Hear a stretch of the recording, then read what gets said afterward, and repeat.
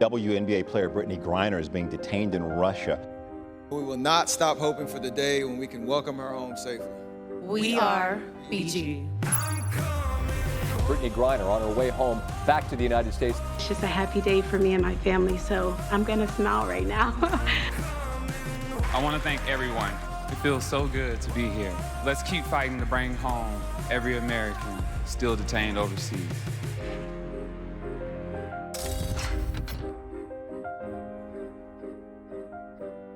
Joining us now on NBA Today, Good Morning America co-host Robin Roberts. Robin, thank you so much for spending some of your day with us.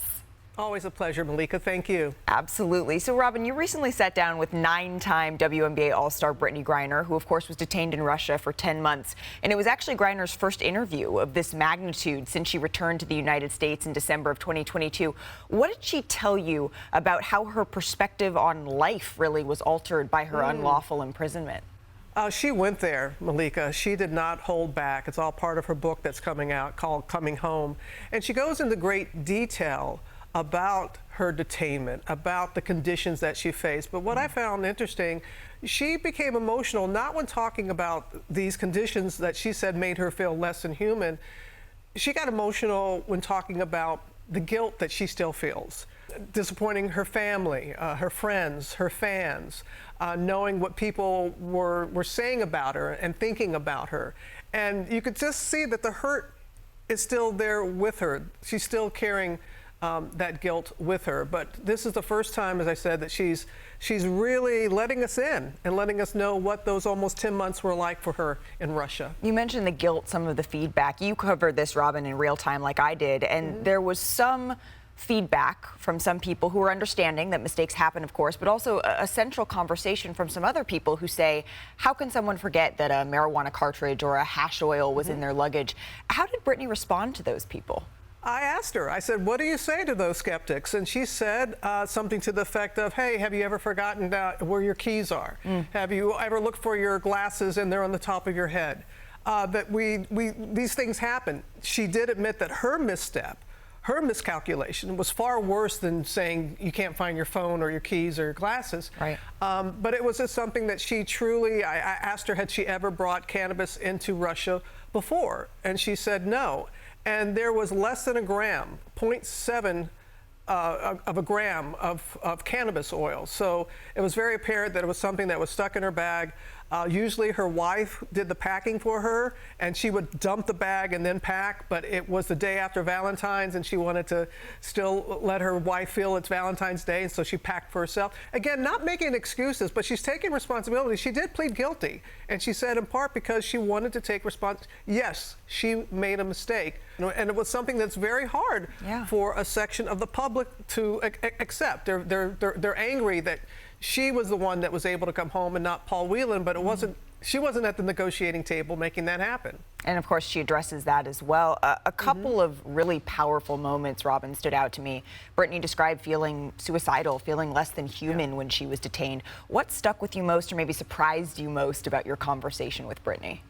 Oh, her strength right now, her resolve, her knowing that she has a purpose, and that purpose, and even the people that were listening to the entire interview came up to her after and were like, now you know your purpose in life, and that is to, I mean, think about how much we talk about those that are detained in other parts of the world.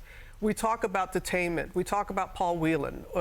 We talk about others in a way that we haven't before. And so she and her wife are diligent in their work, Bring Our Families Home.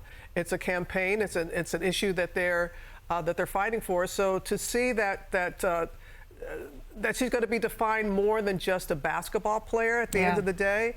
And that's something that she thought would never be said about her. And sort of making your mess, whatever your mess is, as you've said before, your message. Robin, I think it's been well documented that women's basketball players, they travel overseas to play to compensate in a lot of ways for low WNBA salaries. And of course, there's a heightened attention on that now with Caitlin Clark's starting rookie salary. Where did Brittney tell you she stands now on essentially what is this really difficult catch-22? She really was planning on that year that she went to Russia to be her last. She was done. She was tired of going overseas. She makes 5 times more in Russia than she does playing for the WNBA as one of the top players. And so, yes, a pay equity is something that she is very vocal about as well, and that is something that has been a part of the conversation with Caitlin Clark coming in. But I will say to folks that are outraged at the salary and can understand that, and hopefully it will increase. Have you gone to a WNBA game? Have you bought WNBA merchandise? Yeah. Have you watched it on ESPN? There's things that we as the public can do to elevate the game, and if we do that, then the pay will be elevated as well. It's something that we can all take steps towards, even in small ways together. You can watch the 2020 special Prisoner in Russia, the Brittney Griner interview with Robin Roberts on Wednesday, May 1st at 10 p.m. with a first look on Good Morning America on Wednesday morning. Robin, my friend, thank you so very much. Always good to be in your presence, Malika. Wanna try to boast at what I look like. Think I'm gonna try to wear, I pull up long range. Jimmy with the heat, I'm on fire. It's NBA over here,